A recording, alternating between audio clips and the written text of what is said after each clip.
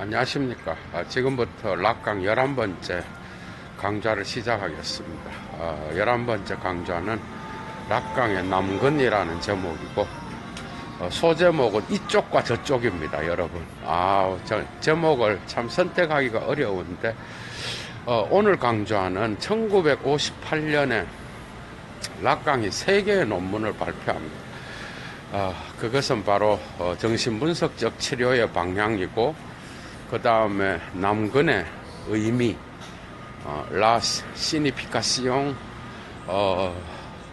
de Palluis라고 하는 남근의 의미, 또 하나는 르가슈 보고서, 이 3개가 있는데, 이 3개는 동시에 에크리의 뒤쪽 부분, 전반부에, 뒤쪽 전반부에 수록되어 있습니다. 연속적으로. 예도는 이 부분을 오늘 남근의, 락강의 남근, 이쪽과 저쪽이라는 제목으로 강좌를 시작하겠습니다. 여러분, 이쪽과 저쪽, 불어로 응드싸, 이쪽, 그 다음에 저쪽은 저쪽과 이쪽이라고 하는, 그죠? 오들라라고 하죠. 그 2개의 개념, 그죠? 오들라, 그 다음에 엉드싸 오들라. 마치 프로이트가 쾌락의 원칙을 넘어서 라는 그 책에서 폴트다를 언급하죠, 그죠? 독일의 어린아이의 그 놀이에서 소리 음성으로부터 실패 놀이의 거기와 여기, 마치 존재의 부재와 존재의 현전을 나타내는 듯한 그러한 오들라, 엉드싸는 이쪽, 오들라는 저쪽입니다, 여러분. 저쪽. 이건 사실 욕망의 언어를, 욕망의 기하학을 락강이 정신분석적 치료의 방향에서 이 2개의 단어를 자주 사용해서 생긴 용어인데, 이것은 어떤 지리학적 공간을 나타내는 개념으로서 매우 중요한, 거죠. 락강의 사유에서 욕망의 언어를 해석할 수 있는 중요한 개념이겠죠. 정신분석에서 남근은 매우 중요합니다, 여러분. 남근은 정신분석, 프로이트와 락강의 정신분석에서 남근이라는 개념은 매우 중요하고, 팔리스죠. 팔리스는 펠루스라고 영어에서 말하기도 하는데, 이 남근이라고 하는 이 개념은 정말 정신분석에서 결정적으로 중요합니다. 특히 1905년에 그 프로이트가 발표한 성에 관한 3개의 논문이라는 거기에서, 그죠? 특히 남근기, 그러니까 구강기와 항문기 다음에 3세와 5세의 유아에게서 나타나는, 어린아이에게서 나타나는 그 남근기에서 주로 오이디푸스 콤플렉스와 그 다음에 거세공포증을 경험하게 되죠. 그 뒤로 자라면서 마침내 남근기가 주로 작동하지만, 나중에 프로이트는 성기기라고 있어요.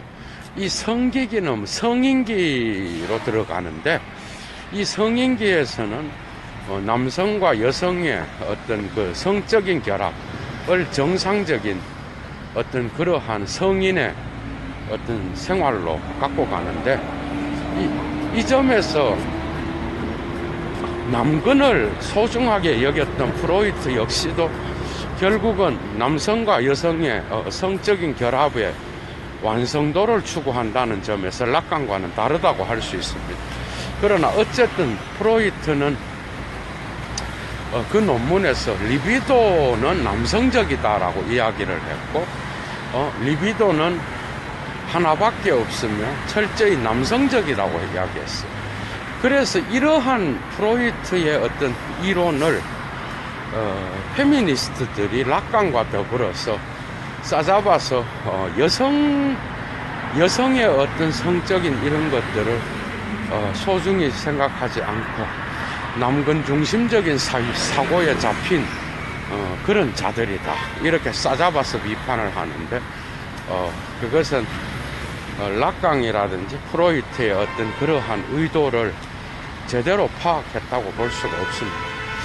물론 그러한 비판에 열려 있어야 되겠지만은, 어쨌든 프로이트를 따라서 락강은 남근의 개념을 매우 소중히 여깁니다. 여러분, 남근의 특징이 뭐야? 남근은 뭐야?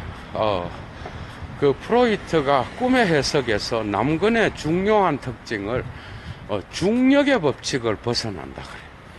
그게 바로 발기라는 뜻인데, 이 프로이트가 높이 평가한 그 발기의 개념을 락강은 자기의 그 남근의 소중한 것들을 상징하는 그러한 변증법적 운동의 종합에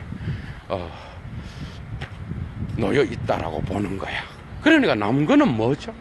남근은 딱딱해질 수도 있고, 그 다음에 늘어날 수도 있고, 그 다음에 또 딱딱하고, 그 다음에 부드러울 수도 있고, 또 한 가지는 늘어날 수도 있고 수축될 수도 있고, 그 다음에 사정을 빨리 할 수도 있고 느리게 할 수도 있고, 이 모든 변증법적인, 마치 하이데거의 현정과 부재의 변증법, 사실은 락강의 사유 속에 이 현정과 부재는 매우 중요한 개념이에요. 그렇게 하이데거의 이 현정과 부재의 변증법은 락강한테서는 결정적인 거라고 볼 수 있어. 그래서 남근의 이러한 특징은 기표의 세계에서 다른 기표들을 억압할 수 있는, 아니 다른 기표들을 통제하고 지배할 수 있는 그런 최고의 기표다, 이렇게 이제 락강은 설명합니다. 그런데 여러분, 남근은 뭐야? 남근은 남성의 어떤 그 신체 기관에 있는 거죠. 그런데 이 신체 기관이라는 거는 의미화가 되지 않으면 상징계로 갈 수가 없는 거예요. 그래서 락강은 이 신체의 기관이 어떤 그 남근기로 너무 남근의 어떤 그 특징을 강조하기 위하여 의미화를 강조해야 되는데, 이 의미화를 통하여 마침내 상징계로 진입하게 되고, 상징계에서 다른 기표들을 통제하고 지배하는, 그래서 상징계의 어떤 대표적인 기표로서 올려놓으려고 락강은 생각을 하면서 그것을 마침내 욕망이라고 하는 의미와 사슬의 어떤 그러한 핵심적인 기표로서 락강이 남근을 올려놓습니다. 그러니까 남근은 프로이트한테서도 그렇지만은, 남근은 어떤 그 남성의 성기를 넘어서서 문화의 구조라고 본 거예요. 이게 프로이트랑은 다른데, 프로이트한테서는 이 남근의 어떤 이러한 의미작용이 이미 존재했고, 이 남근에 근거하여 여성들 역시도 부재의 변증법을 통하여 이 남근의 어떤 그러한 중요성에 근거해서 자기의 성기를 해석했다라는 거야. 이해가 되죠? 뭔 말인지. 그러니까 남성의 어떤 그 성기의 남근의 어떤 그러한 특징에 근거하여 이 의미화가 지속된 이후에 여성들은 자기의 성기가 남근이 없구나, 남근이 부재했구나, 그러면서 남근 우선적으로 문화의 어떤 작용이 있었다라고 본 거예요. 그러니까 여자아이는 뭐야? 여자아이는 이 3세와 5세가 되는 이 남근기에 들어가게 되면은 여자아이는 이미 남근기 이전에 뭐죠? 성기가 원래 있었는데 그 성기를 잃어버렸다고 보는 거예요. 그리고 어머니도 원래 남근을 갖고 있었든지 아니면 그 엄마도 남근을 어떤 몸 속에 갖고 있다라고 본 거예요. 그러니까 거세공포증과의 연관 안에서 남근이 의미를 갖거든요.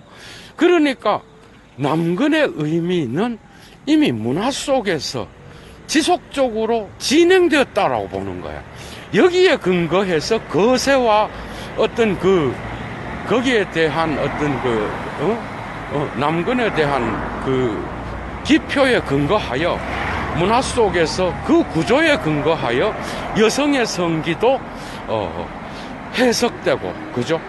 이미 해석되고 그렇게 진행되어 나갔다라는 거예요. 그 남근 우성적이라는 거는 사실은 원시 구조에 있다라고 본 거예요. 그러니까 프로이트는 이 원시인들의 삶 속에서 남근 우선적인, 그리고 풍요를 나타내는 모든 신의 개념, 그리고 구조 인류학적인 방법으로도 이미 남근이 중요한 숭배적 대상으로서 모든 문화 속에 존재하고 있었고, 그래서 남근 우선적인 이런 것은 결코 정신분석학에서 무시할 수 없는 우리의 잃어버린 태고 쪽의 기억들을 되찾는 데 있어서 아주 중요한 개념으로 갖고 가고 있다는 거죠. 그러나 결국 프로이트는 성인기라든지 성기기를 이야기함으로써 구강기, 학문기, 남근기, 그 다음에 뭐죠? 성인기. 이렇게 하면서 성인기에서는 남근과 그 다음에 여성성기의 어떤 결합을 통하여 올바른, 그죠? 올바른 그러한 성인으로서 자랄 수 있다라고 변증법적 종합으로 이야기를 했다는 거예요. 그러니까 이 성에 대한 세 개의 논문에서 나타나는 프로이트의 이 견해에서는 어쨌든 남근이 중요한 문화적이고 그 다음에 인간 본원적인 역사 속에서, 그죠? 근원에 놓여 있었다라고 본 거예요. 남근이 문화 속에서 원초적으로 이미 작동하고 있었다라고 본 거고, 락강은 이거를 전부 다 합쳐서 남성 여성의 양성적 차별 안에도 남근이 이미 환상 속에 존재하고 있었다라고 하는 이 프로이트의 이 모든 것들의 의견을 종합하여 남근을 하나의 구조로 갖고 갑니다, 여러분. 구조. 그러니까 문화의 구조. 모든 의미와 연세를 작동시키는 욕망의 구조. 그리고 의미와 연세, 상징계에 있죠, 이거는. 상징계의 의미와 연세를 작동시키고 또한 멈출 수 있는 그러한 구조로 락강은 갖고 가고 있습니다. 그러니까 거기에서 락강은 남근의 의미라는 그 논문에서, 그죠? 마침내 욕망의 개념을 끌어들입니다. 아주 지형학적인 분석은 주로 정신분석적 그 치료의 방향이라는 그 논문에서 주로 나타나고, 글에 다 수록되어 있습니다. 거기에서 욕망을 이제 설명하기 시작해요, 여러분. 욕망은 욕구도 아니요. 욕망은 대지어죠. 욕구는 뭐야? 배주행입니다. 배주행이고, 그 다음에 요구라는 게 있어. 요구는 드멍드야. 그러니까 드멍드가 있고, 배주행이 있고, 그 다음에 또 대지어가 있어요. 그러니까 욕망을 이제는 설명하기 시작했는데, 욕구와 요구의 어떤 그 사이에 균열 때문에 발생하는 이 부재의 기표로서의 욕망을 마침내, 그죠? 탁월하게 분석하기 시작합니다. 그게 락강이 이제는 이거를 기하학적인 공간으로 갖고 가요. 오들라. 오들라가 뭐야? 넘어서죠. 엉드싸. 이거는 뭐야? 이쪽에 있는 거예요. 그러니까 어린아이가 어렸을 때부터 여러분, 분열이라는 개념을 남근의 의미라는 논문에서 독일어 슈팔퉁이라는 단어를 그대로 씁니다. 락강은 사실 남근의 의미라는 이 논문은 특별히 독일어로 썼어요. 이 논문은 1958년 민헨의 막스 플랑크 연구소에서 발표되었는데 이 논문은 특별히 독일어로 쓰여졌다고. 거기에서 프로이트의 슈팔퉁, 그러니까 욕구와 욕망, 욕구는 베디어프니스고 독일어로 욕망은 뭐야? 베기열드입니다. 그러니까 불어로는 대지어가 욕망이고 배주병이 욕구죠. 드멍드가 요구야. 그러니까 요구는 락강의 개념에서 뭐와 관계되어 있는가 하면은 사랑의 요구. 그러니까 요구는 상징계와 연결되어 있어요. 그리고 욕구는 뭐와 연결되어 있는가 하면은 상상계와 연결되어 있어요. 그게 어린아이가 어릴 때부터 자기 동일시를 통하여 나타나는 욕구는 뭐예요? 욕구는 생물학적인 게 강합니다. 그런데 이 욕구는 그게 어린아이가 젖을 먹고 싶다. 그러면 어머니의 유방이 욕구를 충족시켜 주죠. 그게 욕구는 충족이 가능한 거예요. 충족이 가능한 거고, 요구는 이 욕구를 상호주체적인 관점에서 언어로 말을 하는 거예요. 그러니까 언어로 표현하는 그 욕구를 언어로 표현하는 거를 요구라 그래, 락강은. 그러니까 요구는 철저하게 사랑의 개념으로 표현을 하는데 상호주체적인 거예요. 사랑은 상호주체적이잖아. 그러니까 욕구는 언제나 요구와 관계를 맺고 있는데 어린아이가 자기의 욕구를 충족시키기 위하여 말을 하고 요구를 한단 말이죠. 그 요구가 들어오면은 이미 타자성이 들어오게 돼서 이 말을 하는 어린아이의 욕구는 이제는 상징계에 진입해 버린다고. 이렇게 됨으로써 그 어린아이의 그 욕구를 채워주는 것이 언어로 이야기가 되는 거예요. 그게 말로 표현이 된 욕구는 언제나 자기 욕구 안에 구멍이 나 있게 되는데, 이게 요구로 말하는 주체가 되면은 그 요구를 하는 자아가, 그죠? 욕구를 요구하는 이 자아를 주체라 그러면 이 주체 안에는 결여와 결핍 때문에 요구와 욕구를 이야기를 하잖아. 근데 이 욕구를 언어적으로 표현을 하게 되면은 요구가 되는데, 이 요구가 어린아이나 또는 자아의 그러한 그 성장한 자아에게도 이게 결핍으로 남을 수밖에 없는 거는 요구를 하는 그 당시에, 그죠? 이미 요구를 요청하는 주체와 요구를 들어주는 타자가, 그죠? 둘 다 결핍의 상태에 있는 거예요. 존재의 결핍. 그러니까 요구를 하는 주체는 언제나 타자에게 yes를 요구한다는 거예요. yes를 요구하는데 이 타자는 그 자아에게, 주체에게 yes를 해줄 수 없는 상황이에요. 겨우 기껏해야 아마도, 아니면은 어느 정도까지는 요 정도의 두 개의 부사를 붙여서만이 그 yes를 이야기해 줄 수 있다는 거죠. 그러니까 욕구는 충족되지만은 욕으로 넘어가게 되면은 상호주체적인 게 돼버려.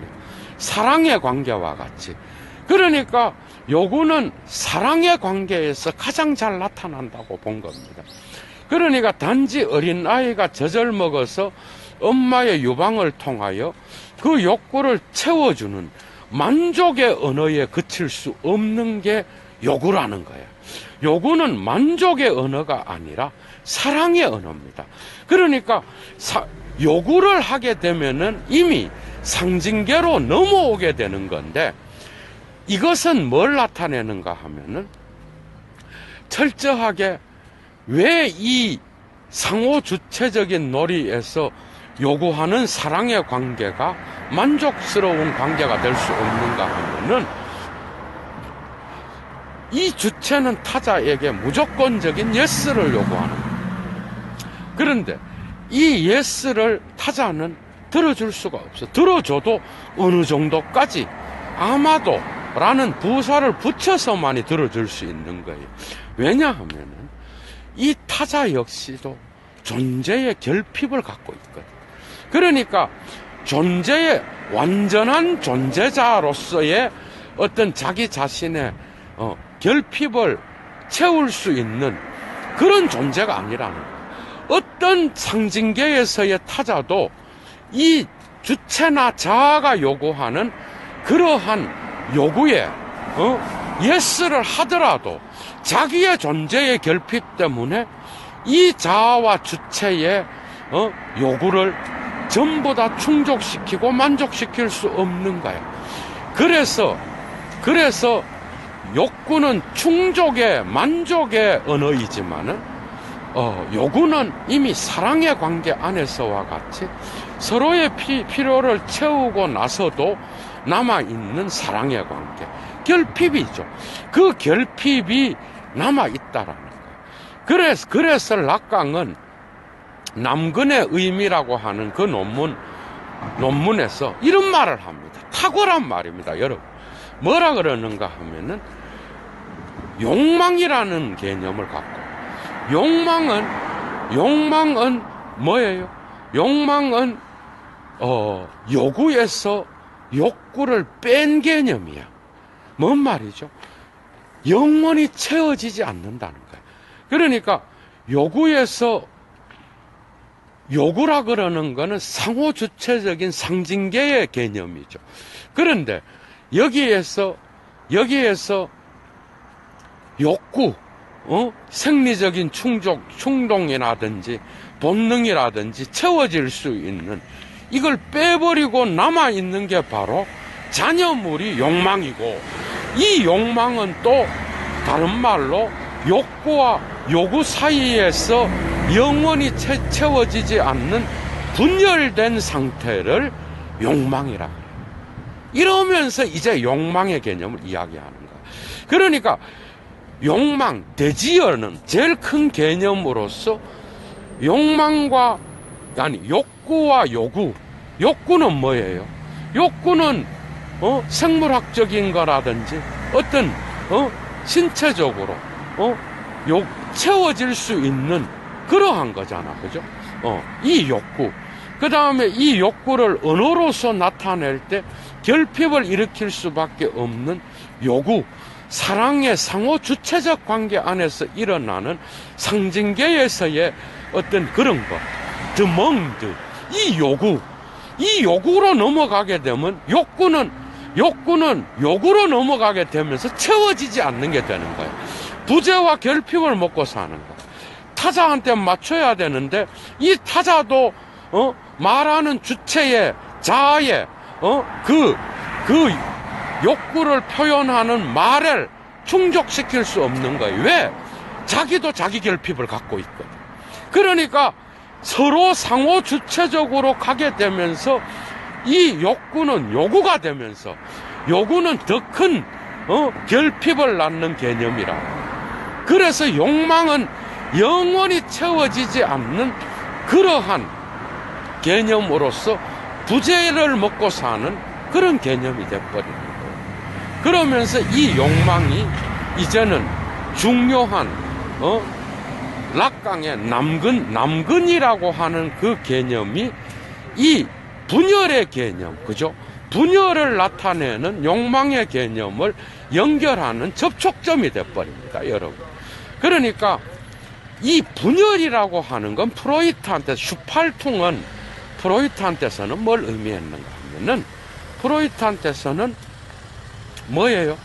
이 욕망은 분열은 다른 게 아니라 방어 기제와 연결되어 있었던 개념이에요. 이게 뭔 말인가 하면은 모든 인간은 외부 세계를 갖고 있잖아요.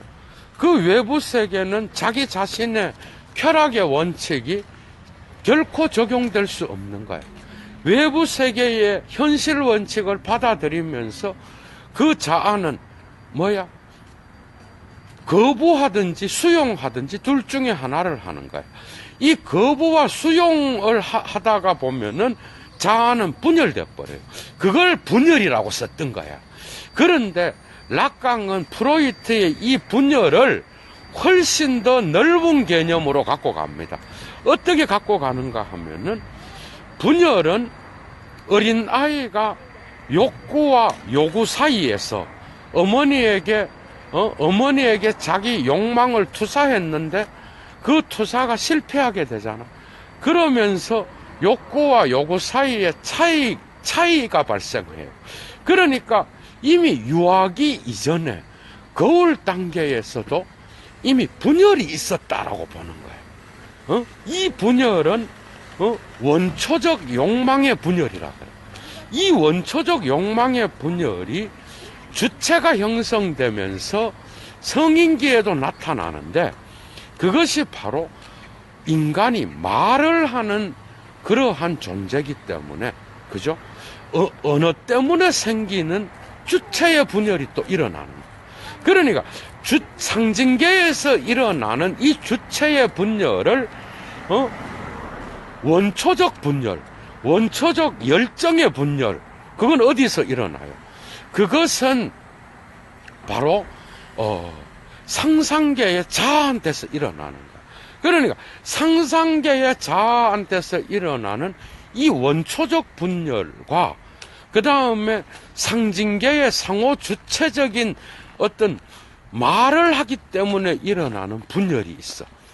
이 두 개의 접촉점을 연결해주는 기표가, 이 두 개를 연결하는 접촉점을 락강은 바로 남근이라 그럽니다, 여러분. 이해가 돼요? 남근은 이미 어린 시절 이전에 이미 분열의 기표로서 이미 존재하고 있었다는 거예요. 이미 모든 문화의 구조주의의 구조와 같이 남근을 구조로 갖고 간 거예요. 그러니까 남근은 그냥 남자의 성기가 아니라, 남근은 이미 모든 사회의 욕망의 기호로서 이미 랑거와 같이 존재하고 있었던 거예요. 이 존재하고 있었던 이 남근이 상호 주체적인 그러한 놀이 속에서도 이미 존재하고 있는 그러한 분열, 양쪽의 분열을 연결하는 그러한 기능을 하고 있는 게 락강의 사유에서 중요하다는 거야. 그래서 남근은 이런 거예요. 남근은 프로이트한테서도 이런 냄새가 나요. 남근은 남자 성기가 아니라 남자 성기와 여자의 성기를 넘어서 있는 문화적 기호입니다, 여러분. 문화의 어떤 그 상징이요, 이미 모든 인간의 욕망을 표현해 줄 수 있는 그러한 구조로서 이미 거기에 존재하는 거야. 이미 거기에 있는 거예요. 그러니까 욕망은, 그래서 락강한테로 오면은 욕망은 철저하게 뭔가 하면은 의미와 사슬. 여러분, 의미와 사슬이 뭐죠? 의미와 사슬은 상징계의 기표들의 움직임, 기표들의 움직임의 동력으로서 작동하는 의미와 사슬의 회로입니다, 여러분. 의미와 사슬, 이거를 질들레즈가 또 뭐죠? 안티오이디푸스에서 욕망의 통로로 사용하잖아. 락강한테 배우고. 그러니까 욕망은 힘이에요.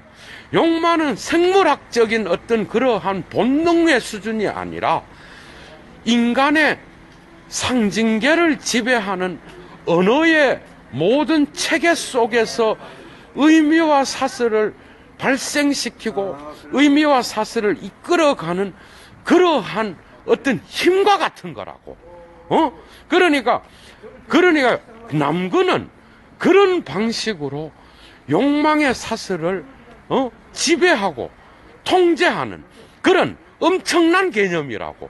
그러니까 거기에서 락강이 이런 말을 씁니다. 정신분석적 치료에서, 그죠? 정신분석적 치료의 방향이라는 그 논문에서 주로 많이 언급하는 게 바로 그 사슬을 이야기하는 거예요. 욕망은 언제나 흐름이 있는 거예요. 그래서 그 욕망의 흐름은 바로 프로이트의 꿈의 해석에 꿈이 움직여 나가는 어떤 그런 통로를 얘기하는 거야. 그러니까 꿈이 움직여 나가는 그 통로가 바로 락강은 꾸얼드 리라 그래. 꾸얼드 리가 뭐야? 리는 불어로 시내라는 뜻입니다. 시내. 그런데 이 시내가 같은 리인데 애가 붙으면은 발음은 같은 리예요. RU인데 RUE가 되면은 뭐가 되는가 하면은 거리가 돼버려. 락강은 탁월한 언어의 마술사입니다, 여러분. 그러니까 욕망의 통로를 제초에는 거리의 흐름으로 본 거야. 거리, 아니 시내, 작은 개울 있죠, 개울.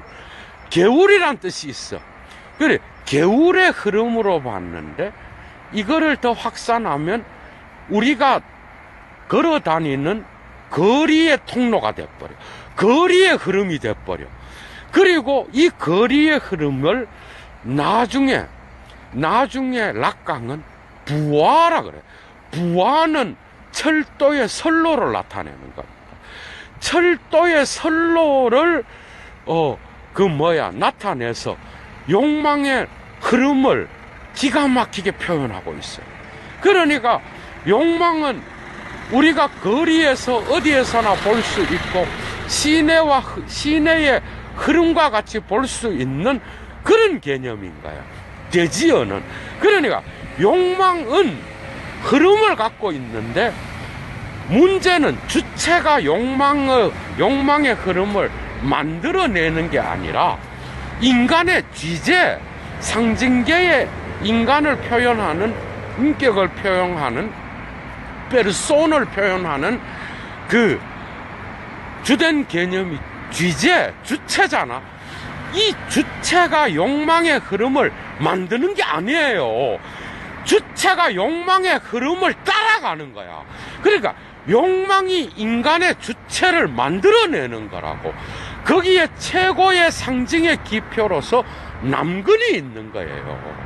여러분들, 이 남근을 그래서 형이상학적인 개념으로 생각해서는 안 되고, 인간의 사회 속에서는 남근을 소유하려고 하는 그러한 욕망의 기표로서 사용되는 거야. 남근을 소유한다는 게 뭐야? 이거는 남성과 여성의 성차이를 넘어서 있는 개념이에요. 그러니까 고대부터, 그죠? 고대부터 이 남근은 풍요를 상징했고, 그러니까 질들레즈가 기가 막히게 이 욕망을 기계로 표현한 거야. 안티오이디푸스에서 가타리랑. 이해가 돼요? 이 욕망의 통로, 그죠? 거리에서도 볼 수 있고, 그 다음에 시내로, 작은 개울의 시내로 표현했다가 그걸 거리로 표현할 수 있는 그런 개념이라는 거예요. 그런 개념으로서 어떻게 보면은 상징계의 모든 의미와 사슬을 지배하고, 그죠? 그 상징계의 의미와 사슬의 통로를 그러나 일탈하고 역설적이게도 일탈하고 벗어나고 그 다음에 그것을 균열시키는 그런 개념이에요. 그래서 주체는 자기의 욕망을 결코 통제할 수 없습니다. 그래서 이 주체가 자기의 욕망을 피드백해서 볼 수 있는 지점이 있어. 그게 어딘가 하면 부와드 브레텔레라 그래. 브리텔레가 뭔가 하면은, 이게 뭔가 하면은 철도의 교차점이에요, 여러분. 철도의 교차점은 뭐야? 이 욕망의 레일이 기차와 같이 막 달리는 거야. 교차점이 되면은 다른 욕망의 레일이 있겠지. 그런데 교차점에 이르러서 기차는 설 수밖에 없는 거야. 이때 피드백을 할 수 있는데 이때 부하가 또 나타나요. 그러니까 부하는 불어로 VOIE로 쓰면은 설로를 나타내지만, 같은 부하, 발음은 부하인데 VOIX로 쓰면은 불어로 이게 음성을 나타내. 그러니까 그 교차점에서 음성을 들을 수가 있는데, 그게 뭔가 하면은 바로 정신분석자의 목소리입니다, 여러분. 이해가 됐어? 그러니까 그 교차점에서 마침내 주체는 멈추어서서 자기의 욕망을 피드백할 수 있고, 그 피드백할 수 있는 그 부하는 바로 정신분석가의 목소리로 나타날 수 있다. 참 탁월하죠, 여러분. 말장난 같지만은 어떻게 이렇게 탁월한지 몰라, 여러분. 그러니까 욕망을 처음에는 거리, 그 다음에 이 거리에 에를 덧붙이면 같은 리로 발음되지만은, 리는 처음에 시내로 나타납니다. 작은 개울. 이 작은 개울에다가 에를 갖다 붙이면은 같은 리로 발음되는데, 이게 바로 영어의 스트리트가 돼. 거리가 돼, 거리. 이 거리에서 이제는 부와 욕망으로 바뀌어. 욕망의 어떤 그 철도의 선로로 바뀐다고. 철도의 선로로 바뀌면서 거기에는 브리텔레가 있어. 브리텔이 뭔가 하면은 욕망의 교차점을, 철도의 교차 지점이 있는 거야. 거기에 이제 이 욕망은 정신분석가의 어떤 그러한 목소리가 들려져야만이 이 욕망을 피드백해서 멈출 수 있는 그런 걸로 봤다는 거예요. 그러니까 기표들의 다양한 기표들이 있어요. 그러니까 인간의 신체가 의미화를 얻게 되면은, 의미화를 얻어야 상징계로 진입하잖아. 그런데 이 상징계에서 핵심적인 거죠. 중요한 그러한 기표가 되기 위해서는, 다른 기표들을 제압하기 위해서는 이 의미와 사슬을 지배해야 되는 거예요. 그거를 바로 욕망의 기표로서 락강은 남근을 두고 있다. 그러니까 남근은 비유적으로 말하면 모든 인간의 상징계의 세계 안에 이미 편재해 있는 거야. 그런데 이 기표는 또한 우리의 어릴 적, 우리 인간이 주체로서 말하는 요구의 세계에서만이 아니라 이미 어릴 적, 태고적 욕구와 요구 사이에서 분열이 일어나는 태고적 어린 시절의 분열 속에서도 이 남근이 있는 거예요. 그러니까 이 남근은 뭐야? 자아와 주체를 연결하는, 그러니까 뭐야? 두 개의 분열, 욕구와 요구 사이에서 나오는 분열, 그 다음에 거세공포증을 통하여, 자아가 이제는 뭘로 진입해? 거세 콤플렉스를 통한 상징계로 진입하죠. 거기에서 언어의 상호 주체적 분열 때문에 일어나는 이 두 개의 분열을, 두 개 다를 연결시키는 것이 바로 남근이라는 거예요. 그래서 남근은 여기에서 락강이 나중에 여성 성욕을 또 이야기합니다. 그거는 예도가 12번째 강좌로 열려고 하는데, 결코 락강은 페미니스트들한테 얻어맞을 만한 그런 오해를, 그게 락강의 사유를 못 따라가서 오해를 할 수는 있어. 뭔 말인가 하면은, 남근 중심적이라는 게 아니라, 인류의 역사는 이 남근 중심적인 그런 상징이 계속해서 발견됩니다. 여러분, 남근은 우리나라에도 있어요. 그 다음에 모든 인도에도 있고 모든 문화권 속에 있어. 그럼 페미니스트들은 이 남근이 아니라 여성의 유방이라든지 여성의 질, 그러니까 여성의 성기인 질이라든지 이런 걸로 표현하진 않지만, 그러나 여성적인 것들을 또한 문화의 상징으로 갖다 놓는 그러한 지역도 있어요. 여성의 유방. 그죠? 그런데 락강과 프로이트의 관심은 모든 욕망이라든지 리비도에게 탄력을 줄 수 있는, 그러니까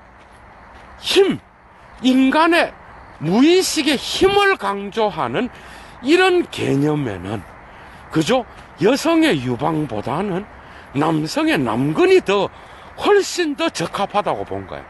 그리고 문화적으로 남근의 이러한 풍요를 강조하는 모든 기호의, 남근의 기호의 풍요를 강조하는 것은 모든 문화권에서 나타납니다. 그러니까 이 남근이, 리비도가 남근적인 거다. 이 말은 남근이 힘을 일으켜서 작동을 하고, 그리고 이 작동 안에서 모든 해석이 가능하다는 거예요.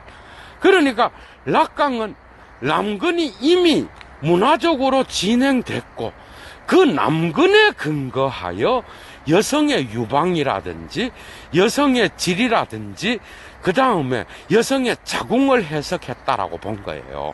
그러니까 페미니스트들은 이걸 주장하는 거야. 그러니 그 점에서는 뭐 얻어맞을 수 있죠. 그런데 문제는 이러한 리비도적인 게 남성적이라는 건 딴 게 아니라 힘을 상징했다라는 거야. 여성 성욕에서 이 힘을 넘어서 있는 게 여성의 주의상스라 그러거든, 락강은.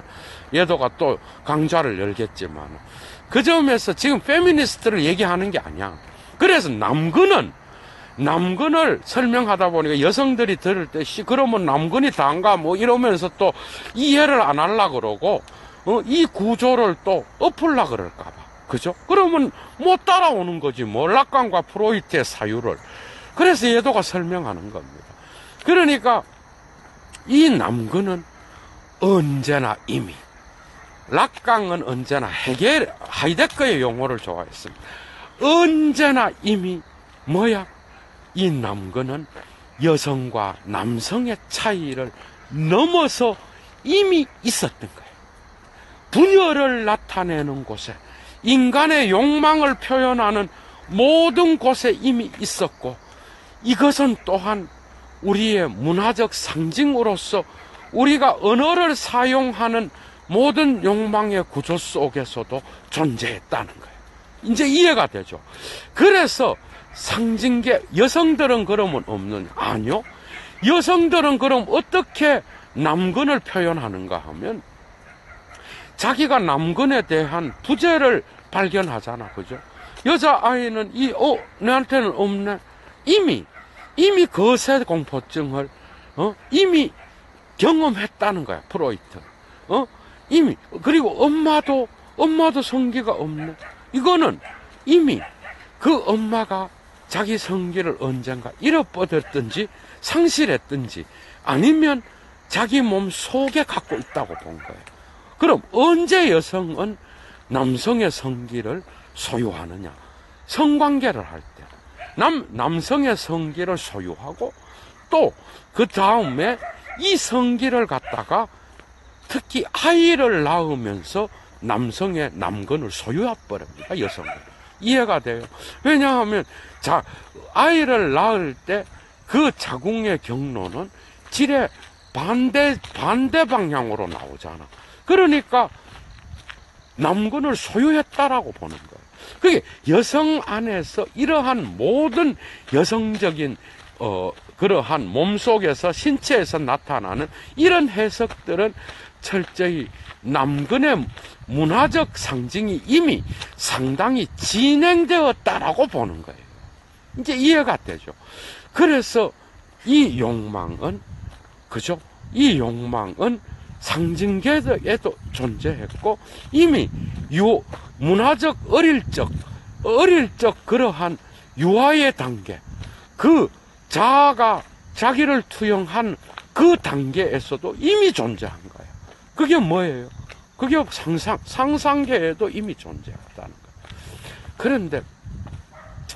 그런데 이 락강의 이 설명은 탁월합니다, 여러분. 오들라. 욕구는 이미 이쪽에 부재를 갖고 있는 거예요. 요구가 될 때에는, 이쪽에서 이미 부재를 갖고 있는 거야. 왜냐하면 욕구는 채워질 수 있지만 요구가 될 때 그 타자성이 타자에 맞추어서 관계가 성립되잖아. 그런데 이 요구는 언제나 타자성 안에서 자아를 바라보는 거잖아. 그죠? 그래서 요구가 되면 욕구는 언제나 요구의 저편에 존재하는 거예요. 이해가 돼요? 욕구의 모든 요구를 언제나 넘어서 있는 거야. 그래서 욕망이 삐짓고 들어오게 되는데, 욕망은 언제나 요구의 저편에 놓여 있는 거예요. 그러니까 욕구가 말로 표현돼서 요구가 되면은 상호 주체적인 게 돼가 결핍이 드러나게 돼 있어. 그런데 이 결핍은 락강이 지형도로 사용하는 오들라, 엉드사는 이쪽이죠. 그리고 오들라는 뭐예요? 저편이라고. 오들라 저편에 언제나 존재하는 뭐가?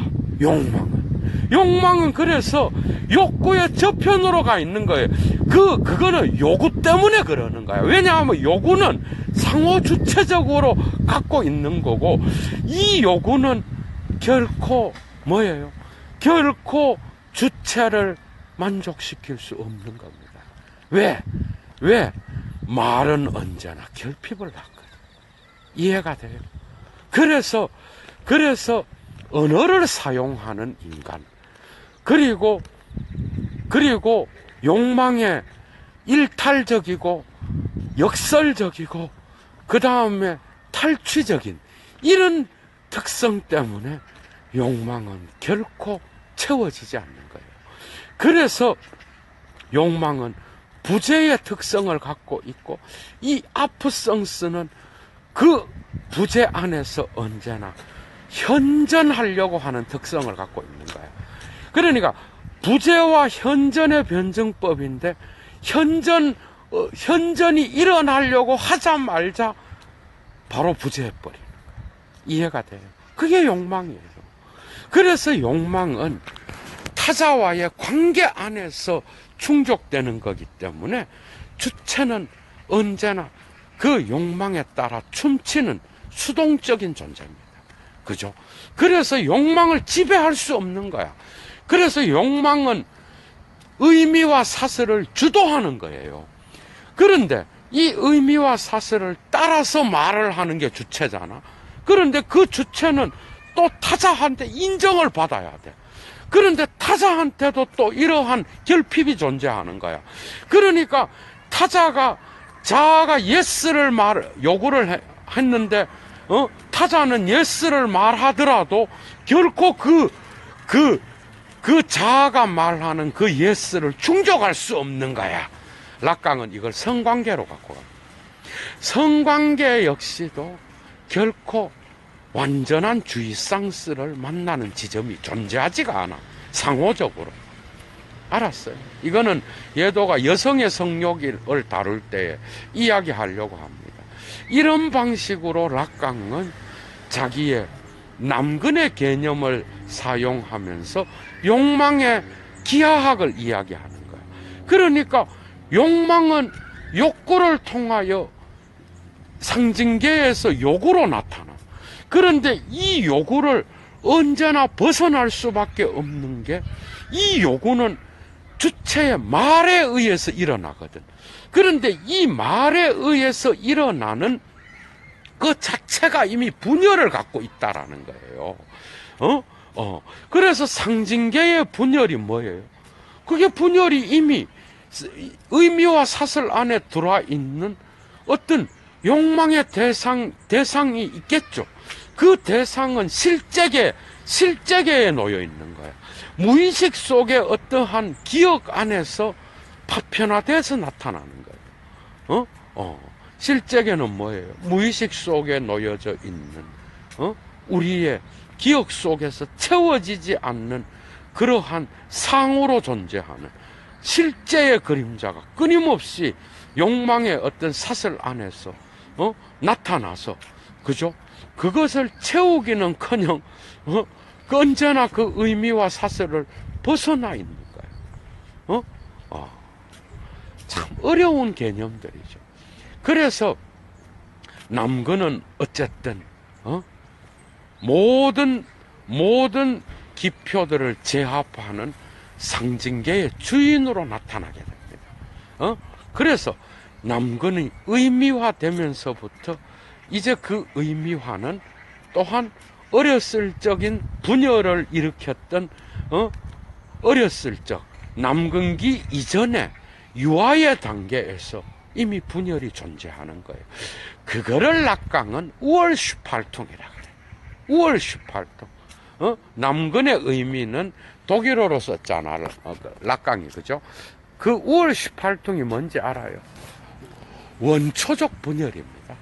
원초적 분열이 있었다라는 거예요. 그러니까 욕구와 요구의 불일치는 이미 유아기에 존재했다는 거예요. 그게 말을 사용하면서 더욱더 심화됐다라고 보는 거예요. 그래서 분열은 성인기에까지 죽을 때까지도 계속되는 거예요. 왜? 주체는 언제나 자기의 욕망의 사슬을 의미와 사슬을 따라서 이야기할 수밖에 없다라는 이러한 염세적인 철학의 개념이 바로 욕망입니다. 그러니까 락강에 사유한 데서 욕망은 어디에나 존재하는 편재적인 뜻을 갖고 있는 거예요. 편재적인 욕망은 어디에나 있는 거예요. 이해가 돼요? 그래서 내가 뭔가 욕망하는 걸 얻었으니까 채워졌다. 그거는 락강한테서는 욕망이 아니라 배주행입니다. 배주행. 뭐야? 욕구예요. 베디얼프니스라고 독일어로. 욕구라고 그거는. 욕구인데 그 욕구는 채워지자마자 곧바로 대상을 바꿔버려. 그러니까 환유의 전치의 개념도 있는 거예요. 그러니까 대상을 바꾸면서 뒤질 때까지 떠돌아다니면서 의미와 사슬 안에서 전치해서 대상을 바꾸면서 욕망은 어디에나 떠돌아다니는 거예요. 그래서 그 대상을 붙잡자 말자 거기로부터 또다시 탈주해서 벗어나 있는, 맞죠? 그래서 언제나 이미 거기에, 언제나 이미, 욕구는 뭐야? 언제나 이미를 뒤따라가는 거예요. 채워졌다 그러는 순간 욕망은 언제나 이미 오들라 불어로 넘어서 있는 거예요. 이해가 돼요? 이쪽에 있는 것 같은데 저쪽에 있는 거예요. 그러니까 욕망의 지형학을 정신분석적 치료의 방향에서 나타나는데 욕구와 욕망의 변증법을 이야기할 때 욕구와 욕망과 그 다음에 요구의 세 개의 변증법에서 가장 중요한 게 이쪽에 와 있는데 이미 저쪽으로 달아나 있는 거예요. 이쪽 엉드살을 갖고 있는데 저쪽에 오들나로 이미 달아나 버린 거예요. 응? 이해가 돼요? 그래서 예도가 오늘 락강의 강좌 11번째 락강의 남근이라는 제목에서 이쪽과 저쪽은 바로 엉드싸 그 다음에 오들라라고 잡았습니다, 여러분. 그러니까 부재와 현전 있는 것 같아서 욕망이 채워진 것 같아. 근데 채워졌는데 보니까 그건 욕구야. 그러니까 욕망은 언제나 이미 달아나서 또 다른 거를 또 다른 대상으로 나타나는 거야. 마치 하이데거의 하이데거가 말하는 호기심에 사로잡혀서, 그죠? 언제나 새로운 것을 쫓아서 또 돌아다니는 것과 같은 그런 개념하고도 일치한다고 볼 수 있습니다, 여러분. 해야 될 게 너무 많아요. 그래서 대지연은 결코 잡히지 않습니다. 오히려 존재가 아니라 무에 가까운 거예요. 무와 같은 거야, 대지연은. 그죠? 대지연. 그러니까 남근은 뭐냐? 마지막입니다. 남근은 이런 겁니다. 욕구와 요구와 욕망의 이 삼중적 변증법 안에서, 그 중에서 욕망이 제일 큰 개념이죠. 변증법 안에서 보이지 않는 기표로서, 그죠? 보이지 않는 그러한 구조로서 상징계를 지배하는 그런 개념입니다. 남근이. 알았어요? 그리고 이 상징계를 지배할 뿐만 아니라 우리의 어릴 적 상상계의 어릴 적 기억 속에 이미 언제나 구조로서 존재하는 그런 거. 그래서 남근은 이 둘을 연결해주는 접촉점으로서, 그죠? 욕망의 사슬에 모든 상징계와 상상계를 연결해주는. 그래서 실제계는 의미와 사슬이 벗어날 때마다 나타나는 그런 걸로서 형상화될 수 있겠죠, 여러분. 그런 개념으로서 남근이 사용되고 있다라는 거. 그래서 남근이 페미니스트들이 남근 중심주의적 하면서 프로이트와 락강을 비판할 때도 이런 근본적인 락강과 프로이트의 사유를 알고 여러분들이 대처를 해야 된다는 거죠. 문화적 구조로 갖고 갔다는 건데, 사실은 페미니스트적인 이런 요소에 비판을 받을 필요가 없는 게, 이 남근을 프로이트와 락강은 뭐죠? 남성적인 것과 여성적인 것을 넘어서 이미 존재하는 우리의 기억 속에, 우리의 신화 속에 존재하는 구조와 같은 거기 때문에 그건 사실 의미가 없다라고 볼 수 있습니다, 여러분. 그런 넓은 의미가 있다라는 걸 여러분들이 기억하시고, 예도는 물러가겠습니다. 오늘 좋은 하루 되십시오. 오늘 오세훈 형님 들어오셨네요. 우리 너무 반갑습니다. 다른 분들도 몇 명 있는데 제가 이름을 부를 수도 없고, 어쨌든 좋은 하루 되십시오. 주스.